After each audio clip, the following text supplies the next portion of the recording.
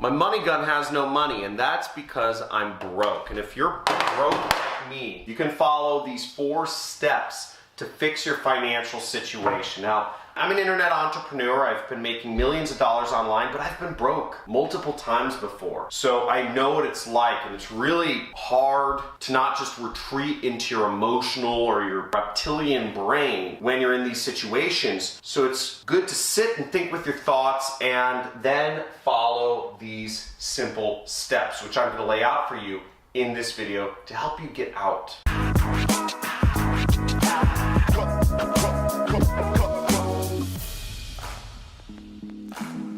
When you're struggling financially, it's hard. It's hard to think. It's hard to find a way out. You want a lottery ticket to just come up with the winning numbers, right? You want that miracle job offer to just appear and you get accepted for that great job making $5,000 or whatever it is a month. Or you just want that online business that you've been struggling with, right? That online business that you know can work, that miracle online business. It's gonna make you a lot of money just to work and just to feed money into your bank account, just stuff it in there, right? But let's be real, is that you can't rely on any of those situations. You have to figure something out. And the first thing you have to figure out is you have to be open, right? Because that miracle, if you've never been successful in your own business before, it's not something to rely on. First off, you need a money vehicle, okay? A money vehicle. You need a money vehicle, and that's either a job or a business.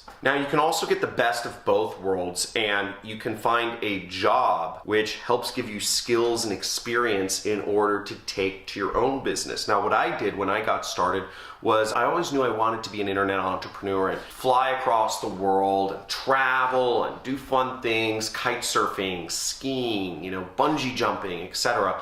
And I chose the path of both worlds. I got a job working for an internet business. So while I was working my job, I was learning 8 hours, 10 hours a day I was working. I was learning every single hour of the day skills that I could directly take over to my own business and make new money. This is the hardest one because it's managing your finances, tracking, budgeting, and making sacrifices. Now, a lot of folk do not want to track their finances. It seems like such a demeaning and patronizing thing to have to write down all of your purchases and write down where your money's going. But in fact, a lot of it can actually be very easy with apps like Mint, and there's phone apps that do all this for you if you're using credit cards and bank accounts for most of your purchases. And I would suggest using something like Mint, but whatever you use, track it. A lot of people want to skip that. It seems weird. But once you start tracking and you start seeing the trends month over month, you see where your money goes and you see where you can save and create budgets and make sacrifices. If you're guilty of not tracking, of not budgeting, of not sacrificing, if you're guilty of any one of these, even when you've been in a prickly situation, type in guilty in the comments below.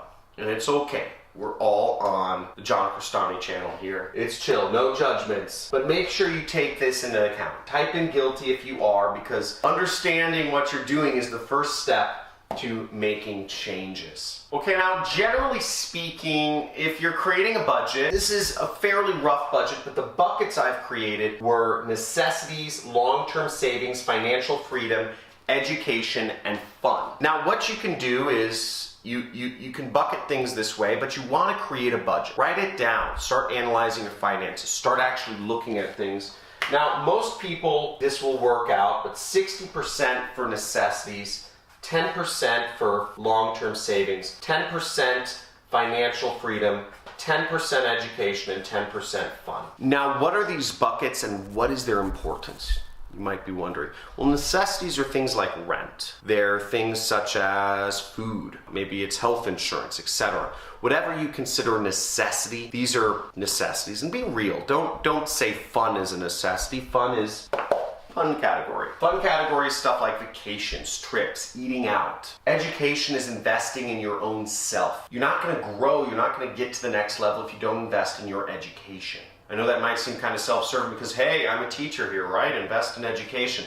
But let's be real here. Most people spend way too much money on education. Most people spend like In America, people spend $100,000, $200,000 to send each of their kids to college. That's out of control. Financial freedom is long-term investments. It's cash flow stuff. And this isn't a necessity in the beginning, but I include it in there because I think it's important. Cash flow things can be stuff such as bonds. They can be things such as real estate. Really, I look at them as stuff such as real estate. That's where I'm putting my financial freedom stuff in, income properties. And long-term savings in America, it's your retirement account. It's stuff you're not going to touch until you retire. And keeping a habit of always putting away 10% towards your retirement is a very good habit to get into. Now for me, my budget, it's a bit different than this. I'm in probably a different income tier than most people. I am in the 1%. And my necessities is about 15% of my budget. My long-term savings and my financial freedom are really stacked. I put a lot of money away. I put about 25 and 25. I put a lot of money away into savings and into retirement accounts because that's what I'm preparing for. I'm trying to get to the level, I'm still not there yet, where I can retire and literally live the rest of my life off of interest or cash flow. And I always invest in my education. I'm an education junkie. I spent $100,000 on a single mastermind this year, which may seem ridiculous to some people to spend $100,000, but I'm still within 10% of my budget. So I'm still maintaining the same budget that most people in the world are. If not, maybe I'm spending less because I don't have college debt. And the last thing you want to put your money into is a wealth vehicle. So again, that financial freedom money, that should go into something where you can get good cash flow from, you can get an income from. And that could be something like apartments, okay? Or investing in a duplex, or investing in a property that you rent out via Airbnb. Something that has a higher return than a stock or a bond and provides you cash flow. It could be a franchise, whatever it is, but it's investing in creating your financial freedom. It could be a side business. That's what you want to think about. Hopefully you enjoyed this video and you're enjoying learning about making money and keeping it and getting yourself towards financial freedom. Now, they won't teach this to you in colleges. They won't teach this to you in normal schools because they don't want you to know this. But there are simple steps you can take to creating wealth for yourself and keeping it. And on this channel, I show you every single day how you can do that. Now, I made my money in affiliate marketing. You can check out dozens of videos where I'm teaching you how to make money with affiliate marketing without spending any of your own money.